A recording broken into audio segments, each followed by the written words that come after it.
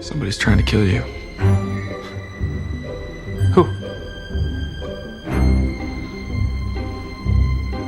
Me.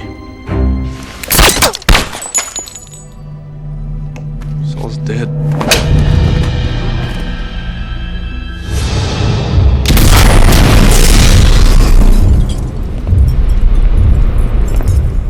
Death strikes without warning in a parking lot. A killer takes a ledger from his victim before vanishing. The opening move in a masterpiece of revenge 20 years in the making. Elsewhere, an assassin moves through an office building with surgical precision. 2 guards fall to throat strikes.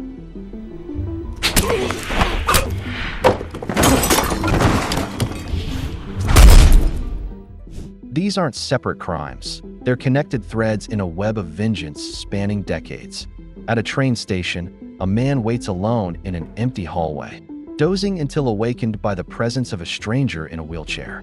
The wheelchair-bound man introduces himself simply as Smith, his voice calm, but carrying an undercurrent of menace. When asked about the Kansas City Shuffle, Smith's eyes light up with dark knowledge. There was a time, Smith begins, launching into a tale that will haunt his listener forever. A lot of people. People connected only by the slightest of events. Like whispers in the night. That place that never forgets.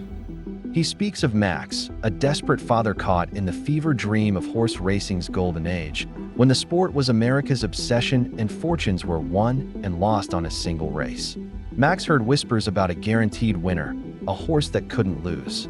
Believing this tip with religious fervor, he made the fatal decision to borrow money from the mob.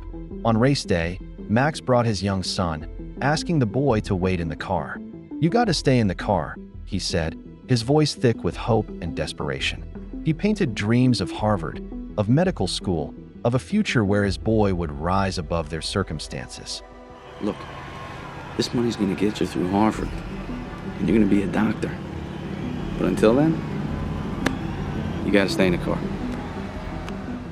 Next weekend, you and me go to a ball game, Max promised, seeing victory within his grasp. But Max never understood the game he was playing. The race was rigged from the beginning, orchestrated in luxurious dinner parties by men who viewed regular people as expendable pawns. When the horse collapsed mid-race, Max's world shattered. The betting clerk's earlier warning echoed in his mind. Failing to repay the mob meant death. Just to be clear, if you lose, you're going to owe a lot of money to the kind of men you do not want to owe the smallest amount of money to.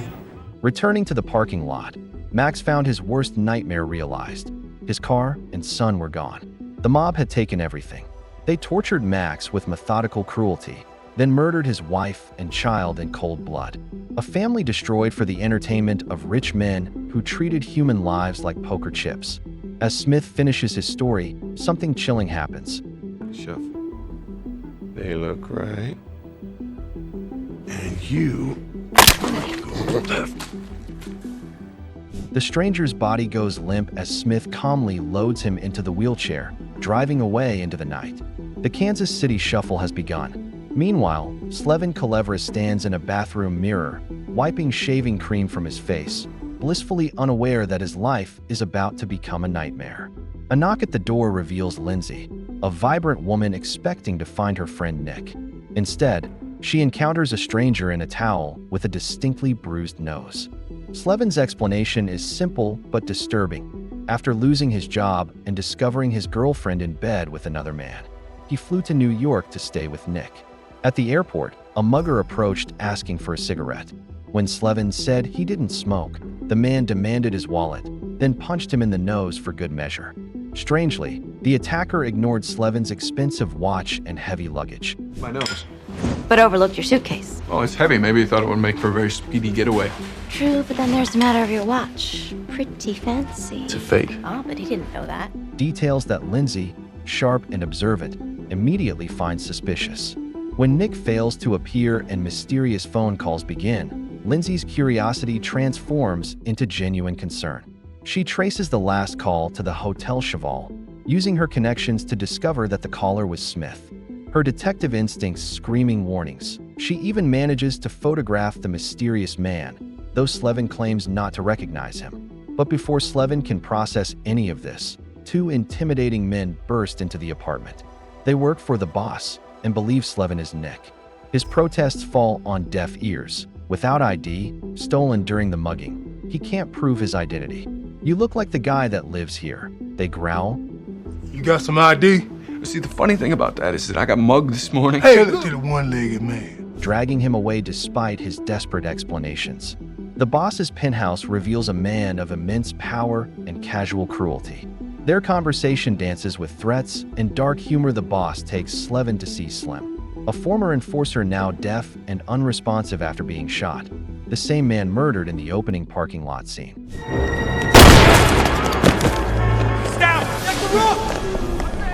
The boss explains with casual brutality, showing Slevin what happens to those who fail him.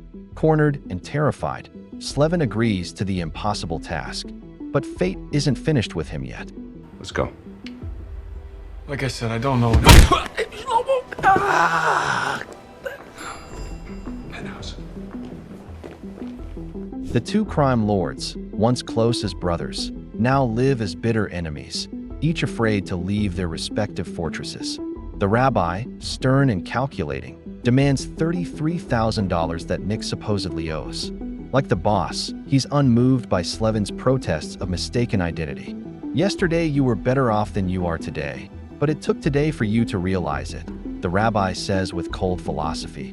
A bad man who doesn't waste time wondering what could have been when I am what could have been and could not have been. I live on both sides of the fence. The grass is always green. Giving Slevin 48 hours to produce the money. Behind the scenes, both crime lords are playing a deeper game. The rabbi has already paid half of Smith's fee to kill the boss, while the boss has hired the same assassin to eliminate the ferry. Neither realizes they're being manipulated by forces beyond their understanding.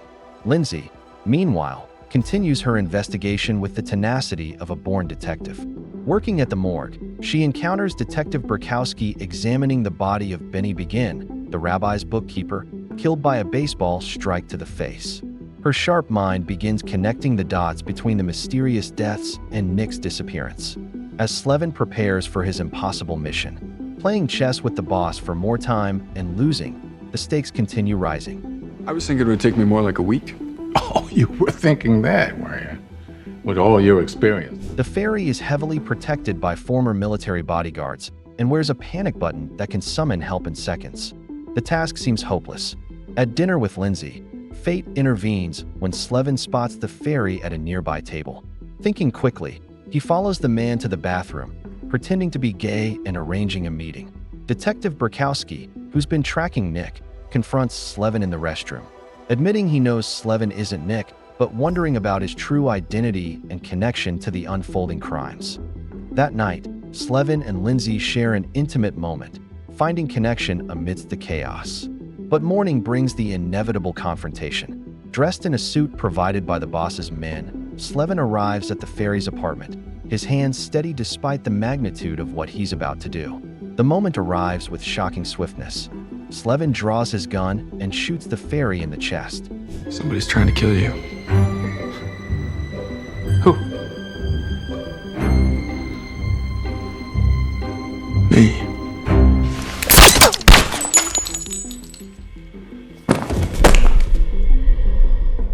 But before he can deliver the killing blow, Smith enters and fires a shot into the ferry's head. They've been working together all along. The victim act was pure theater. The setup is masterful in its brutality.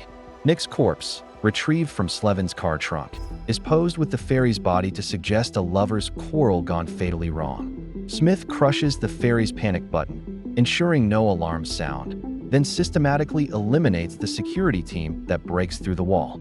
The apartment explodes in a carefully orchestrated blast, covering their tracks. But the revenge is far from over.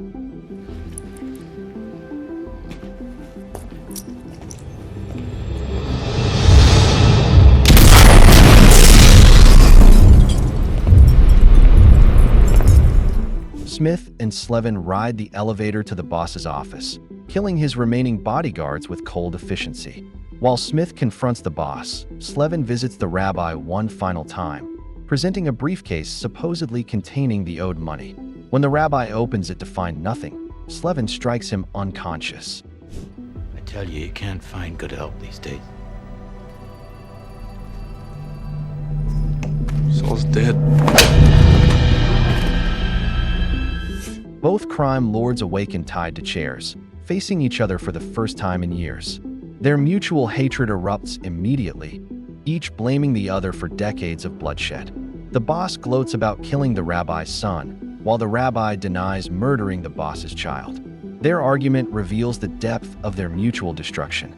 Then Slevin steps forward, no longer the confused, helpless victim. His transformation is complete and terrifying. With methodical precision, he explains how he orchestrated everything. The bookkeeper murders to find Nick's name in both ledgers, the systematic elimination of witnesses, the careful manipulation that turned the two crime lords against each other. "My name is Henry," he says, his voice carrying 20 years of accumulated pain and rage. He is the son of Max, the boy who watched his father's dreams die in that rigged horse race, who lost his entire family to these men's casual cruelty. Smith, the legendary assassin known as Goodkat, raised Henry after a crisis of conscience prevented him from killing the child years ago. Together, they spent 2 decades planning this elaborate revenge, waiting for the perfect moment to strike back at the men who destroyed an innocent family. The rabbi tries desperately to bribe his way out, offering double payment, but Henry's smile is ice cold. "There is no they," he says. "I did this to you." Both crime lords die gasping in plastic bags taped over their heads, the same method they used to murder Henry's father Max. The web of vengeance extends even further. Detective Brikowski receives a call revealing the final pieces. The horse Max bet on was named Lucky Number Slevin, and Kelevra means bad dog in Hebrew, Smith's nickname. Brikowski realizes his own role in this tragedy. Years ago, he killed Henry's mother to cover his gambling debts, accepting his fate with quiet dignity. He sits in his car as Henry appears in the back seat. "Bad dog," Henry whispers, delivering the final shot. At the train station where this all began, Henry waits quietly, watching people pass like ghosts. Lindsay appears beside him, alive, because even in his quest for vengeance, Henry couldn't bring himself to kill an innocent woman. Smith had told him she had to die for taking his photograph, but Henry chose mercy over completion. Smith returns Max's old watch to Henry, a father's legacy finally reclaimed after 20 years. Without words, the old assassin walks away into the crowd. His debt to the boy he saved finally paid in full. The Kansas City Shuffle is complete. Everyone looked right while Henry went left, and 2 decades of patient planning culminated in perfect revenge. The unlucky boy who lost everything became the architect of his enemy's destruction, proving that sometimes the house doesn't always win. Sometimes the shuffle comes full circle, and justice, however delayed, finds its mark.